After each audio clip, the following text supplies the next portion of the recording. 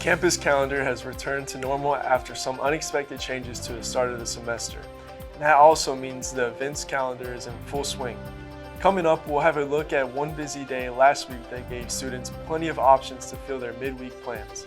Texas Tech Athletics also continued with their regular schedule this weekend, with almost every spring sport in action. MCTV's Medhin Buriani has the details on the top headlines from the track, the hardwood, and the diamond in sports. And the Red Raiders may have filled the headlines most of the weekend, but one of the biggest events in professional sports stole the show last night for the 60th edition of one of the most watched sporting events of the year. We'll have a look back at the 2026 Super Bowl. This is the MCTV Weekday Update. Welcome to the Monday edition of the MCTV Weekday Update. I'm Christopher Van Antwerp. And I'm Audrey Felux. Last week, Texas Tech students had a full week of classes for the first time since the spring semester started in January. The semester kicked off on a Wednesday, followed by the MLK holiday, the second week of school, and then 2 snow days to start the last week of January. With the class schedule back to normal, the campus events calendar has also started ramping up with plenty of options for students. Last Wednesday, a busy day of events started out with an option for students to grab lunch or a midday snack as they headed to class. Every week, Texas Tech Orientation Services hosts a food truck festival in Memorial Circle. The event features a rotating list of local food trucks who stop by campus to offer a variety of menu choices. Participating businesses fill up bus stops on the northeast and northwest corners of the circle around lunchtime. All of the businesses who participate in each week's food truck festival donate 10% of their earnings to the university's Red Raider Camp. Red Raider Camp is a 3-day, 2-night on-campus experience that gives new students a chance to learn about the university while meeting new Red Raiders. The next food truck festival is scheduled for this Wednesday from 10:30 a.m. to 2 p.m. And if you would like to learn more about Red Raider Camp, visit orientation.ttu.edu/Red Raider Camp. Students looking for something else to fill their Wednesday afternoon were given the opportunity to get off campus and help bring some joy to some furry friends. The Student Activities Board hosted several events last week, including a Pause and Pose event on Wednesday afternoon at the Lubbock Animal Shelter. The service opportunity encouraged Texas Tech students to head to the shelter located on Southeast Loop 289 to spend time with animals who are currently available for adoption. SAB set up a photo opportunity for attendees to take pictures with the pets, but students could also just spend time with the animals to brighten their day. The main goal of the Pause and Pose event was to help each of the shelter pets get adopted and find a new home, and possibly even find a new Red Raider owner. Last week's event finished up at around 4 p.m. Wednesday afternoon, but SAB's spring event calendar continues on with some fun and free options this week. The Student Activities Board is hosting 2 Valentine's-themed events this week, starting with Cupcake Wars. This Wednesday evening, students can stop by the Old Reds at the Wiggins Complex to decorate their own cupcake and make a personalized apron for themselves or someone special.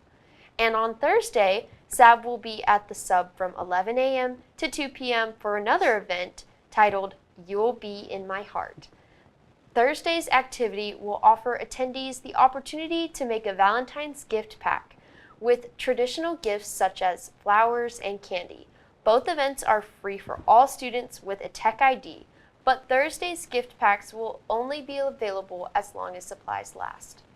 The Student Activities Board wasn't the only group hosting one of their regular events for students last Wednesday. Another campus group also had a free option for the Red Raiders, planning for the future. Cheers to Careers took place last Wednesday afternoon at 5 p.m. at the Student Enrichment Center. The event was hosted by the Office of Intercultural Education and Engagement and the Career Center. During the event, students could stop by and get advice and tips to update their resume, create a LinkedIn profile, and learn how to network to find the perfect job as they start their careers. The evening event also featured free food for any students that stopped by, and visitors could also check out the Peters Family Legacy Library, which is located inside the Student Enrichment Center. The Cheers to Careers event finished at 6:30 p.m., but if you still need help with your resume or finding a job, the Texas Tech Career Service is always available to help. To discover all the resources available through this Career Center or set up an appointment with a career counselor, visit careercenter.ttu.edu. If you spent much time outside over the weekend, you know that it felt a lot more like spring than winter here in the Hub City. Temperatures climbed up into the 70s on Friday, Saturday, and Sunday afternoon, topping out near 80 all 3 days. Today's forecast is expected to be slightly cooler, but it's still unseasonably warm for February. And unfortunately, that warm weather is also creating some dangerous conditions across the South Plains. Let's take a look at the MCTV forecast. We're currently seeing lots of cloud cover on the MCTV tower cam this afternoon, but other than the clouds, today's conditions are very similar to this weekend. The temperatures have already climbed to 70 degrees, but highs are expected to stay below 80. One other change today is an increase in the wind. Speeds are expected to stay around 10 to 20 miles per hour through the evening, but gusts could reach 30 miles per hour in the northeast part of the South Plains. Those winds, combined with the heat and lack of rain, are creating the conditions necessary for a red flag warning. Any spark could potentially create wildfire, especially with the gusty winds. Although Lubbock isn't currently under a red flag warning, there's still reason to be concerned as the entire South Plains area continues to fall deeper into drought. The latest drought monitor report shows that all of Lubbock County has entered the severe drought stage, and that means that wildfires are still a concern at any time. Fortunately, a chance of rain is returning to the forecast tomorrow, along with some additional possibility of moisture at the end of the week. Tomorrow's chances peak in the late afternoon with the potential for some light showers, but our best chance for rain is on Friday. In the meantime, unseasonably warm temperatures are expected through the week, and lows are forecast to stay above freezing into the weekend. Texas Tech athletics stayed busy this weekend with almost all spring sports in action here on campus and around the country. But a few individual Red Raiders and Texas Tech teams made the headlines on behalf of the Red and Black. MCTV's Medhin Buriani joins us in studio with a look at the top stories in sports. Medhin? Thank you, Audrey and Christopher. I'm Medhin Buriani, and this is Monday's Sports News. Texas Tech delivered a huge weekend filled with anticipation, big wins, and nonstop excitement across the Red Raider athletics. Let's look at the highlights. On Saturday, Texas Tech men's track and field saw a historic performance at the New Mexico Collegiate Classic. Senior sprinter Shamir Uter lit up the track, running at 45.54 seconds in the 400-meter dash to lower his own Texas Tech school record in the event. Uter's record-breaking run now sits at the top of Tech's all-time list and highlighted a strong day for the Red Raiders on the track. Texas Tech track and field will be back in action this weekend at the David Hemery Valentine Invitational in Boston and the Jarvis Scott Invitational here at the Sports Performance Center. Then on Sunday, the number 13 Texas Tech men's basketball team grabbed a Big 12 win on the road against West Virginia, defeating the Mountaineers 70-63. JT Toppin led the Red Raiders with 22 points and 9 rebounds, while Donovan Atwell added 15 points and Christian Anderson finished with 13 points and 11 assists. Texas Tech shot over 54% from 3 and never trailed in the game. The Tech defense held West Virginia to just 2 of 22 from beyond the arc, forcing tough looks all game with this win. The Red Raiders snapped a 2-game skid and improved in Big 12 play. Texas Tech men's basketball hits the road again on Wednesday to face the Colorado Buffaloes, and you can watch the game on ESPN+. Also on Sunday, the Texas Tech women's softball closed out its opening weekend with a 12-0 run rule victory over Bryant at the Aggie Classic. Samantha Lincoln earned the shout-out, allowing just 2 hits and striking out 4. Offensively, Mia Williams, Maya Davis, Jasmine Burns, Logie Quiroga, Lauren Allred, and Caitlin Terry all reached base and scored as Texas Tech put up 12 runs and 11 hits.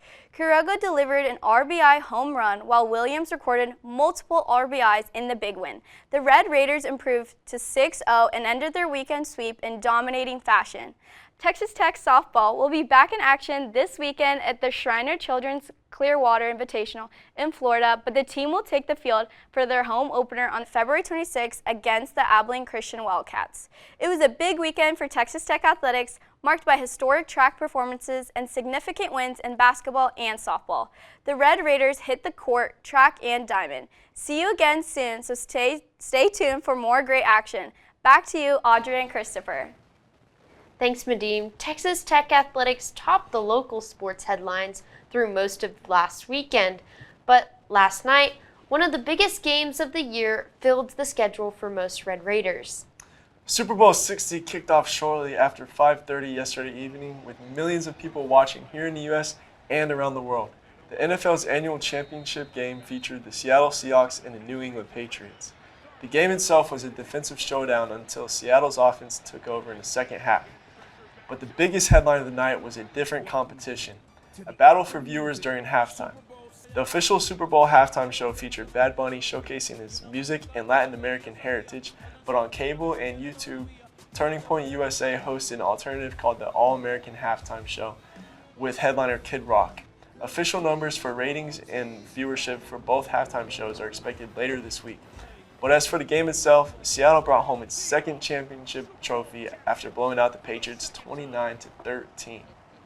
So, Christopher, did you watch the Super Bowl last night? I did. I didn't think it was the best, but I did hit some parlays, so I'm pretty happy. How about you? I did watch the game as well. The Seattle Seahawks sure did blow it out of the water. That's all for today's edition of the MCTV's Weekday Update. Thanks so much for joining us, and be sure to check ttuhub.net every day for more news. We'll see you on Thursday.